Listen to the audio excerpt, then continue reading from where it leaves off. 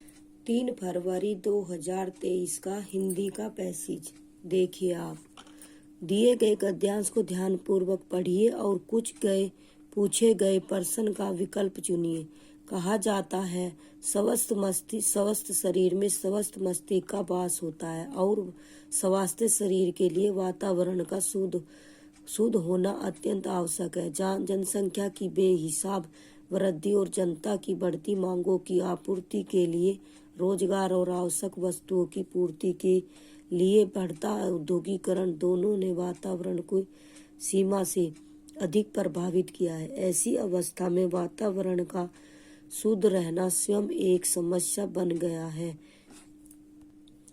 आज इसलिए प्रदूषण चाहे वायु का हो, जल का हो अथवा ध्वनि का, एक नितांत आधुनिक समस्या के रूप में सामने है, क्योंकि जिस वातावरण में और जिस वायुमंडल में हम सांस लेते हैं वह प्रदूषित होता जा रहा है। और यह स्थिति केवल भारत की ही नहीं बल्कि अधिकांश देशों में प्रदूषण की समस्या विकट होती जा रही है।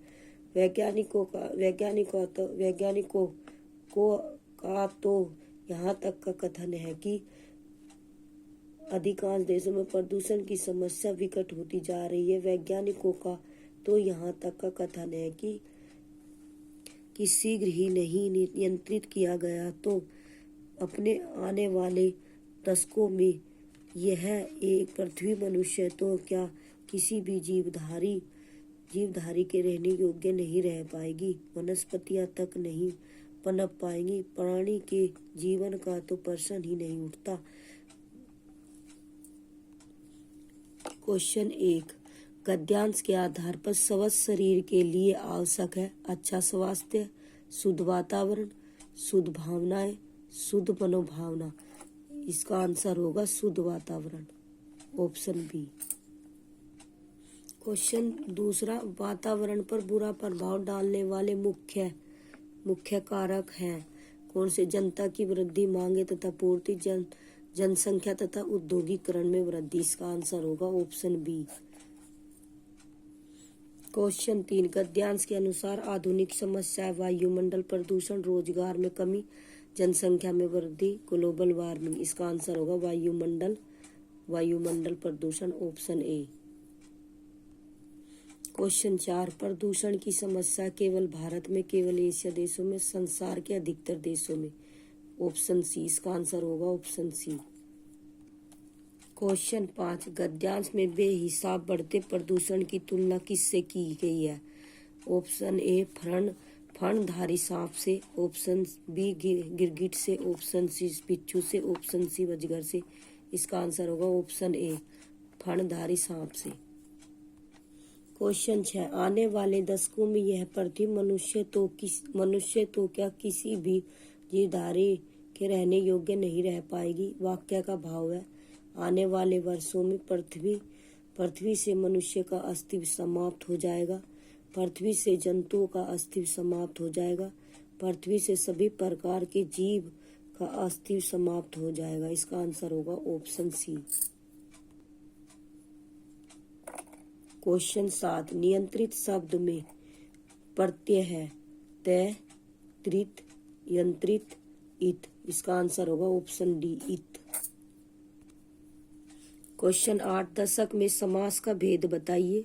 दशक का मतलब होता है दशक का मतलब होता है 10 साल। तो इसमें कौन सा समास होगा? द्विविध समास, तत्पुरुष समास, द्विगु समास, बहुव्रीहि समास। इसका आंसर होगा द्विगु समास। क्वेश्चन 9, समूह से भिन्न शब्द है आधुनिक, आवश्यक, स्वस्थ और स्वास्थ्य। इसका आंसर होगा ऑप्शन डी, क्योंकि आधुनिक भी गद्यांश में है, आवश्यक भी और स्वस्थ भी, और स्वास्थ्य गद्यांश में नहीं है, इसलिए भिन्न है। दिए गए काव्यांश को ध्यानपूर्वक पढ़िए और निम्नलिखित प्रश्न का विकल्प चुनिए। रक्तपात पर अड़ा नहीं, यह दया दंड में जड़ा हुआ, खड़ा नहीं पशु बल के ऊपर, आत्मशक्ति से बड़ा हुआ, इसको छोड़ कहाँ वह सच्ची विजय वीरता ठहरे, भारत का झंडा फहरे। देखिए आप। क्वेश्चन 10, कविता में किसकी कामना की गई है? कविता में वीरता के गान की, ऑप्शन बी भारत के झंडे के फहराने की, ऑप्शन सी आत्मशक्ति के गणना गुणगान की, ऑप्शन डी दंड दया के गुणगान की। इसका आंसर होगा ऑप्शन बी भारत के झंडे के फहराने की। ये रहा भारत का झंडा फहरे। क्वेश्चन 11, भारत के झंडे को फहराने से तात्पर्य है विजय गाथा, गणतंत्र दिवस, कीर्तिगान, ऑप्शन डी गण स्वतंत्रता। जहाँ झंडा फहरागा वहां स्वतंत्रता ही तो होगी, तो यहाँ स्वतंत्रता। क्वेश्चन 12, भारतवासियों को स्वतंत्रता प्राप्ति के लिए किस मार्ग को अपनाने के लिए प्रेरित किया है? युद्ध की, शक्ति प्रदर्शन की, ऑप्शन बी अहिंसा की, ऑप्शन डी आत्मसमर्पण की। इसका आंसर है ऑप्शन बी अहिंसा की। क्वेश्चन 13, दया दंड के माध्यम से किस ओर संकेत किया गया है? कठोर दंड की, दया भाव की, विवेकपूर्ण न्याय की। इसका आंसर होगा विवेकपूर्ण न्याय की। क्वेश्चन 14, समूह से भिन्न शब्द है वीरता, दया, शक्ति, भारत। इसका आंसर होगा option D Bharat.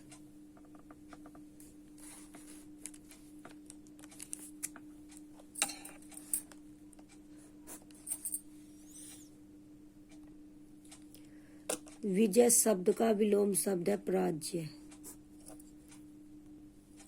Question 16, Sangeeta अपनी कक्षा में उन स्थितियों पर आधारित वास्तविक गतिविधियां करवाती है जो विद्यार्थियों के जीवन अनुभव से संबंधित है। वह किस शिक्षण विधि का अनुसरण कर रही है? सर्वे भाषिक विधि का, व्याकरण अनुवाद विधि का, संप्रेषणात्मक भाषा शिक्षण का, ऑप्शन डी संरचनात्मक मौखिक उपागम का। इसका आंसर होगा ऑप्शन सी संप्रेषणात्मक भाषा शिक्षण का। क्वेश्चन 17, प्रत्यक्ष विधि के संबंध में कौन सा कथन सही है? प्रत्यक्ष विधि का उद्देश्य विद्यार्थियों को दैनिक स्थितियों में भाषा प्रयोग में मदद करना नहीं है। ऑप्शन बी प्रत्यक्ष विधि का उद्देश्य विद्यार्थियों को केवल कक्षा में भाषा प्रयोग के लिए मदद देना है। ऑप्शन सी प्रत्यक्ष विधि का उद्देश्य विद्यार्थियों को दैनिक स्थितियों में भाषा प्रयोग में मदद करना है। इसका आंसर होगा ऑप्शन सी। क्वेश्चन 18, बबीता अपने विद्यार्थियों से आरंभिक ध्वनि उत्पत्ति और तुकबंदी को पृथक करवा रही है। इस तरह से वह उनके किस पक्ष को मजबूत कर रही है? ध्वनि विज्ञान जागरूकता को, ऑप्शन बी आकृति विज्ञान जागरूकता को, ऑप्शन सी चित्र विज्ञान जागरूकता को, ऑप्शन डी व्याकरण के प्रति जागरूकता को। इसका आंसर होगा ऑप्शन ए ध्वनि विज्ञान जागरूकता को। एक्सप्लेनेशन, बबीता अपने विद्यार्थियों से आरंभिक ध्वनि और तुकबंदी को पृथक करवा रही है। इस तरह से वह उनके ध्वनि विज्ञान जागरूकता पक्ष को मजबूत कर रही है। ध्वनि विज्ञान जागरूकता उस क्षमता को समाहित करने के लिए आती है जिसे उस क्षण से प्राप्त करना चाहते हैं जिससे हम बोलना सीखते हैं। क्वेश्चन 19, किसे सारांश पठन के रूप में भी जाना जाता है? सरसरी तौर पर पठन, बारीकी से पठन, डिकोड करना और कूटबंद करना। इसका आंसर होगा ऑप्शन ए सरसरी तौर पर पठन।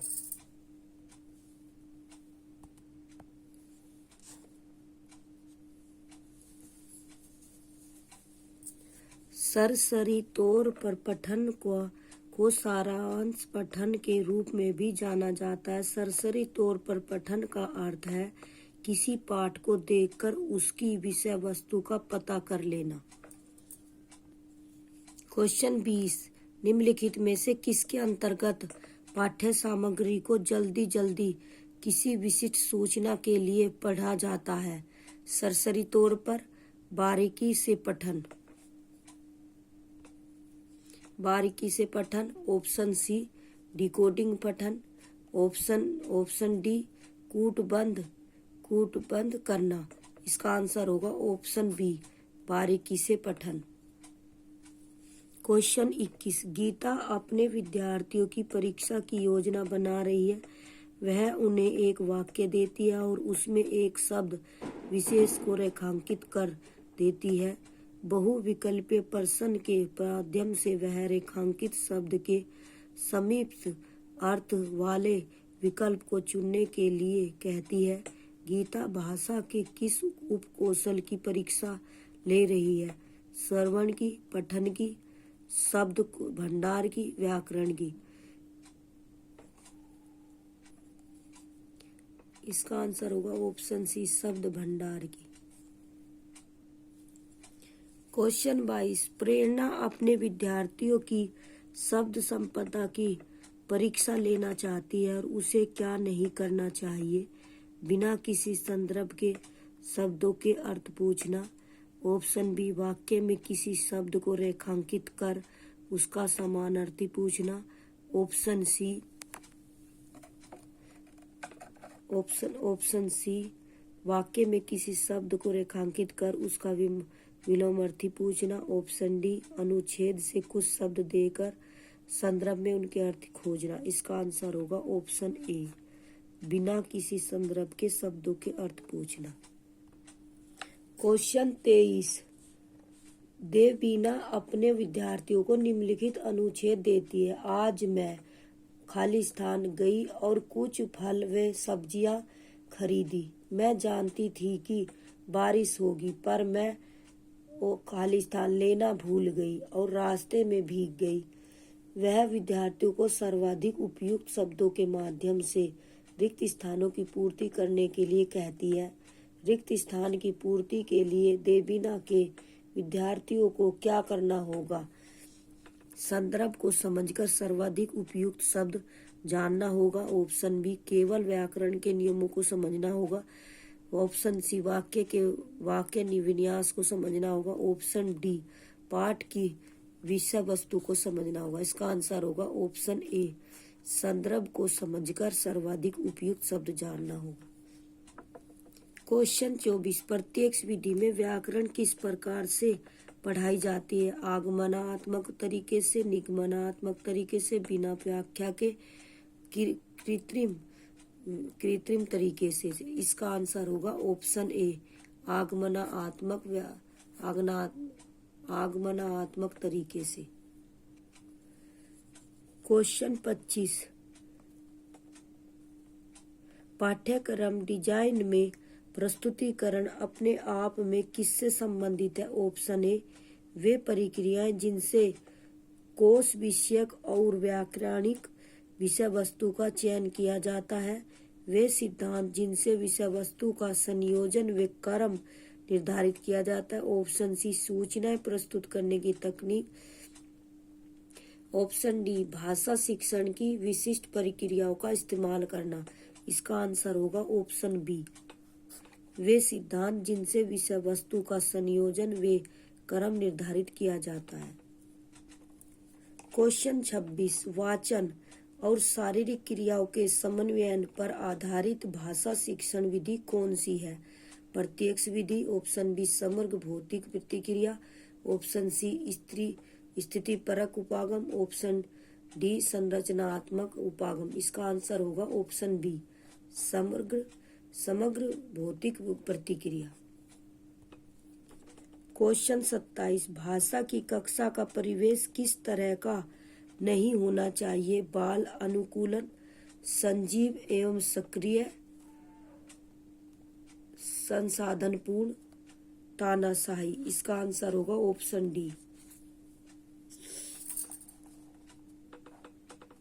डी तानाशाही। क्वेश्चन 28, निम्नलिखित में से किसकी उत्पत्ति भाषा की प्रकृति और सामाजिक संदर्भ में पाठ्य सामग्री की भूमिका के विद्या सिद्धांत से हुई है? पाठ्य सामग्री आधारित निर्देश। ऑप्शन बी समग्र भाषा। ऑप्शन सी विषय वस्तु आधारित निर्देश। ऑप्शन डी परामर्श कोश। सज स्टूपीडिया। इसका आंसर होगा ऑप्शन ए, पाठ्य सामग्री आधारित निर्देश। एक्सप्लेनेशन। पाठ्य सामग्री आधारित निर्देश की उत्पत्ति भाषा की प्रकृति और सामाजिक संदर्भ में पाठ्य सामग्री की भूमिका के विद्या सिद्धांत से हुई है। शिक्षा बालक के भावी जीवन का आधार तैयार करती है। यदि शिक्षा के प्रत्येक सोपान में बालक को उचित शैक्षिक निर्देशन मिलता है तो उसका व्यावहारिक, व्यावसायिक एवं आर्थिक जीवन सफल, सुखी एवं संतुष्ट होता है।